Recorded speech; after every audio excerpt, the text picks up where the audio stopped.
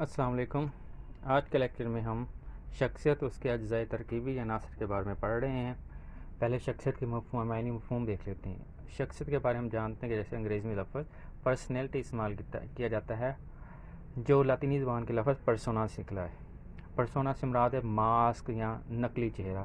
جیسے ہم جانتے ہیں کہ یونان میں جو ایکٹر ہوتے تھے، جو اسٹیج کے اداکار ہوتے تھے، وہ ایک چہرے پہ ماسک چڑھا کے اپنی اداکاری کا اظہار کرتے تھے، تو اسی بنیاد پر انہیں پرسنالٹی یا پرسونا کا نام دیا جاتا تھا۔ اس کے جب لفظی مفہوم دیکھتے ہیں تو اس میں یہ لفظ ظاہری طور پر خد و خال، ظاہری خد و خال اور حرکات و سکنات کے لیے استعمال کیا جاتا تھا، اور آج بھی اگر غور کیا جائے تو ہم دیکھتے ہیں کہ یہ لفظ انگریزی، اردو یا دیگر زبانوں میں ہم جب دیکھتے ہیں تو ہم اس کے ظاہری خد و خال، قد و قامت، حسن و صحت وغیرہ کے بارے میں استعمال کرتے ہیں، اور عام طور پر فرد کے ظاہری کردار کو شخصیت کے بارے میں رائے دی جاتی ہے، لیکن در حقیقت شخصیت محض فرد کے افعال کا نہیں بلکہ اس کے ساتھ ساتھ کردار کی خصوصیات کا نام ہے۔ انہی مجموعی اوصاف کو ہم شخصیت کہتے ہیں۔ ہم کہہ سکتے ہیں کہ شخصیت کسی فرد کے تمام ترقی پذیر اوصاف کی تنظیم کا نام ہے، جس میں اس کے تمام اوصاف آتے ہیں، چاہے اسے ظاہری خد و خال ہے، اس کا بول چال، اس کا رنگ ڈھال ہے، اس کے ذہنی ہے، اس کی معاشرتی خوبیاں ہیں، تمام اس میں آ جاتی ہیں۔ یہ انسان کے جسمانی، ذہنی، معاشرتی اور اخلاقی اوصاف کا مجموعہ ہوتی ہیں، جو آپس میں مل کر فرد کو ایک خاص انفرادیت فراہم کرتی ہیں۔ اب شخصیت کے بارے میں ہم اس کے کچھ تعریفیں بھی بہت سے لوگوں نے تعریفیں کی، لیکن ہم یہاں اس کی دو تعریفیں، ایک ہیلگارڈ اور دوسری ووڈورتھ کی ہم پڑھیں گے۔ ہیلگارڈ کیا کہتا ہے کہ شخصیت فرد کی ان خصوصیات اور کردار کے طور طریقوں کا نام ہے جو اس کو ماحول میں نمایاں مطابقت پیدا کرنے کے لیے مدد فراہم کرتی ہے، یعنی کہ شخصیت وہ ہے، اس کی خصوصیات، جو اس میں خوبیاں ہیں، جو اس میں اچھائیاں ہیں، جو اس کے کردار ادا کرنے کے طور طریقے ہیں، ان کو جب وہ استعمال کرتا ہے، اس کی معاشرتی خوبیاں ہیں، سیاسی ہیں، ذہنی ہیں، علمی ہیں، اخلاقی ہیں، وہ خوبیوں کو جب وہ استعمال کرتا ہے تاکہ ماحول میں اپنے آپ کو ایڈجسٹ کر سکے، مطابقت پیدا کر سکے، تو ہم کہتے ہیں کہ اس میں شخصیت، اچھی شخصیت کا وہ مالک ہے۔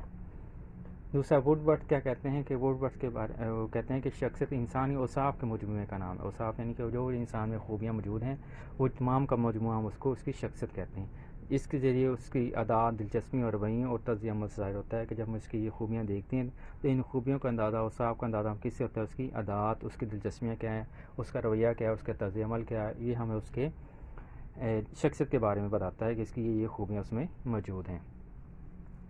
اس کے بعد شخصیت کے اجزائے ترکیبی ہم دیکھتے ہیں، جس کو فرائڈ کا نظریہ بھی کہا جاتا ہے، اور ساتھ اس کو نفسیاتی نظریہ، شخصیت کا نفسیاتی نظریہ بھی کہا جاتا ہے۔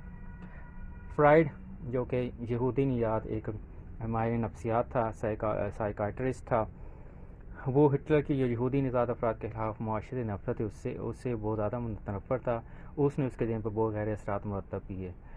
اس نے پھر نفسیاتی طریقہ ایجاد کیا تھا جو اس کا فرائڈ کا نظریہ کہلاتا ہے۔ اپنے اس نے تجربات و مشاہدات کی روشنی میں اس نے شخصیت کے اجزاء ترکیبی بیان کیے تھے۔ ان کے خیال میں انسان کے 3 اجزاء ہوتے ہیں، جس میں لازات، انا، فوق الانا شامل ہیں، اور یہ تینوں اجزاء مل کر انسان کی شخصیت بناتے ہیں، اور فرد کی جو بھی اس کی سوچ ہوتی ہے، جو اس کے احساسات ہوتے ہیں، خیالات ہوتے ہیں، رویے ہوتے ہیں، تمام انہی 3 اجزاء کے باہمی عمل کے نتیجے میں پیدا ہوتے ہیں، اور یہ تینوں باہمی تعاون سے ہی کام کرتے ہیں، لیکن اکثر اوقات ان میں تصادم اور کشمکش بھی ہو سکتی ہے۔ اسی تصادم اور کشمکش کی بدولت انسان میں شخصی اوصاف پیدا ہوتے ہیں، اور فرائڈ شخصیت کے پیچھے کام کرنے والی توانائی کو لیبیڈو کا نام دیتے ہیں۔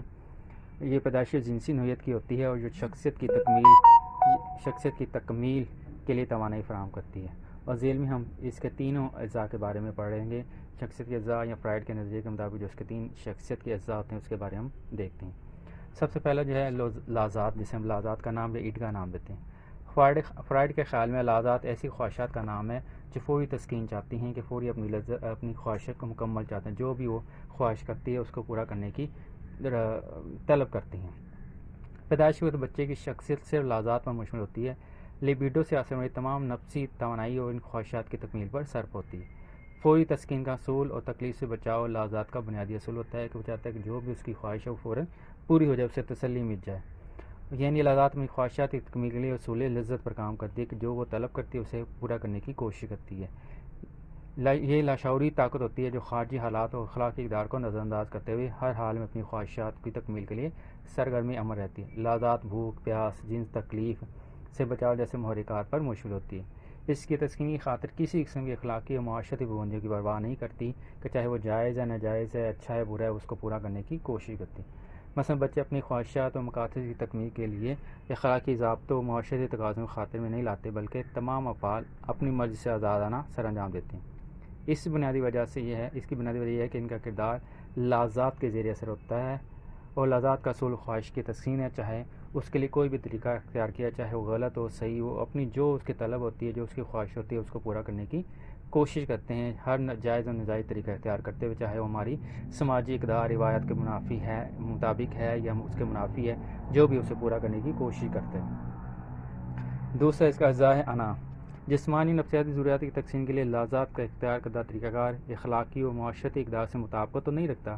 لذات کی موجودگی میں سماجی زندگی بقا، ترقی و استحکام مشکل ہو جاتی ہے۔ جو بچہ بڑا ہوتا ہے، وہ رسمی، نیم رسمی و غیر رسمی تعلیمی اداروں میں جانا شروع ہوتا ہے، جہاں بچے کو جبلی اور نفسیاتی خواہشات کی تکمیل کے مناسب طریقے سکھائے جاتے ہیں۔ اسی تربیت کے نتیجے میں بچے میں دوسری شخص کا جو جز ہے وہ پیدا ہوتا ہے، جسے ہم انا کا نام دیتے ہیں۔ یہ نظام لذات سے ہی پیدا ہوتا ہے، اس کی توانائی بنیادی جز انا میں موجود ہوتا ہے، اسی کی توانائی استعمال کرتا ہے۔ یہ جزئی طور پر شعوری ہوتا ہے اور معاشرتی اقدار و روایات کے مطابق اپنے افعال سر انجام دیتا ہے۔ اس کا مقصد یہ ہے جو لذات کی حرکات کی تقسیم ہوتا ہے، لیکن وہ اس کے لیے ایسے طریقے اختیار کرتا ہے جو معاشیت اعتبار سے پسندیدہ ہوں، یعنی اس نظام کی بنیاد اصول حقیقت پر ہے۔ یعنی بعض اوقات ایسا بھی ہوتا ہے کہ نا اخلاقی قواعد و ضوابط کو نظر انداز کر کے بھی لذات کی تسکین کرتا ہے، لیکن اس کی کوشش یہ ہوتی ہے کہ جو بھی لذات جو بھی مطلوب کر رہا ہے، جو اس کی چاہ ہے، جو اس کی خواہش ہے، اس کو پورا کیا جائے، لیکن کوشش کی جائے اس کو جائز طریقے سے رہتے ہوئے جو اصول و ضوابط ہیں، روایات کے مطابق ہیں، ان کے مطابق اس کو پورا کیا جائے۔ لیکن کبھی کبھی ایسا نہیں بھی ہوتا، اس کے ناجائز طریقے میں اختیار کر لیے جاتے ہیں۔ پھر تیسرا اس میں جو آتا ہے وہ ہے فوق الانا۔ جب تعلیم و تربیت کے نتیجے میں انسان میں اچھائی و برائی کی تمیز پیدا ہو جاتی ہے تو شخص کا تیسرا جز، جسے ہم فوق الانا کہتے ہیں، وہ پیدا ہو جاتا ہے۔ بعض معنی سے ضمیر کا نام بھی دیتے ہیں۔ یہ ایسی طاقت فرد کو اچھائی اور برائی کے معیارات سے آگاہ کر برائی سے رک کر اچھائی کا کام کرنے کی طرف مائل کرتی ہے۔ ضمیر معاشرے سے سیکھی اقدار روایت کا حامل ہوتا ہے۔ فرائڈ کے خیال میں فوق الانا کی نشوونما کا مطلب اخلاقی اقدار کو اپنی ذات کا حصہ بنا لینا ہوتا ہے۔ جب فرد ان اقدار کے خلاف کوئی فعل یا کام سر انجام دیتا ہے تو ندامت و احساس گناہ کا شکار ہوتا ہے، اور جب فوق الانا فرد کی ذات میں قوت استحکام پکڑتی ہے تو اسے نیکی سے راحت اور برائی سے اسے رنج کا احساس ہوتا ہے اور برائی سے دور بھاگتا ہے، اور یہ قوت جس قدر مضبوط ہوگی اسی قدر فرد میں معاشرتی اور اخلاقی قوانین کی پاسداری کا احساس زیادہ ہوگا اور معاشرے کا مفید رکن بن کر سامنے آئے گا۔ اس سے یہ ہوتا ہے کہ جب انسان برائی کرتا ہے تو اسے فوراً ضمیر یا اس کا جو فوق الانا اسے بتاتا ہے کہ برا کام ہے، وہ نہیں کرنا، تو اسے باز آنے کی کوشش کرتا ہے، یا اس کو ہٹا دیتا ہے، وہ اچھائی کے راستے پر لانے کی کوشش کرتا ہے۔ جب وہ برا کام کر لیتا ہے تو اسے ضمیر اسے ملامت کرتا ہے، اسے احساس دلاتا ہے کہ برا کیا ہے، تو اسے رنج و غم کا احساس ہوتا ہے، تو اسے تکلیف ہوتی ہے۔ اس لیے فوق الانا کا انتہائی اہم کام کرتا ہے، جو انا لذات میں ہوتا ہے کہ وہ رسائی کی ہر جائز و ناجائز طریقہ اختیار کرتا ہے۔ انا میں اسے کہیں نہ کہیں کچھ اس میں چیزیں پیدا ہوتی ہیں جو اس کو بتاتی ہے کہ نہیں یہ غلط ہے، یہ صحیح ہے، وہ کوشش کی جاتی ہے کہ یہ صحیح جو طریقہ وہ اختیار کیا جائے، غلط طریقہ اختیار نہ کیا جائے، لیکن فوق الانا میں اسے اس کے احساس ہو جاتا ہے کہ اگر وہ برا کام کرتا ہے اسے انتہائی تکلیف کا احساس ہوتا ہے۔ تو آج ہم نے دیکھا کہ شخصیت کیا ہے، تو اس کے اجزائے ترکیبی کون کون سے ہیں، ٹھیک ہے۔ اس کو ہم سوال دو طرح سے آ سکتا ہے کہ شخصیت کی تعریفی کیجیے اور شخصیت کے اجزائے ترکیبی لکھیے، یا یہ بھی بعض کا سوال اس طرح پوچھا جا سکتا ہے کہ فرائڈ کا نظریہ بیان کیجیے، یا نفسیاتی نظریہ جو ہوتا ہے فرائڈ کا نفسیاتی نظریہ، اس کی وضاحت کریں۔ تو یہ تین طرح سے مختلف طرح سے سوال ہمارے سامنے آ سکتا ہے۔ تو امید ہے آپ لوگوں کو آج یہ سوال سمجھ آیا ہوگا۔ تو آج ہم نے شخصیت اس کے اجزائے ترکیبی پڑھے۔ السلام علیکم۔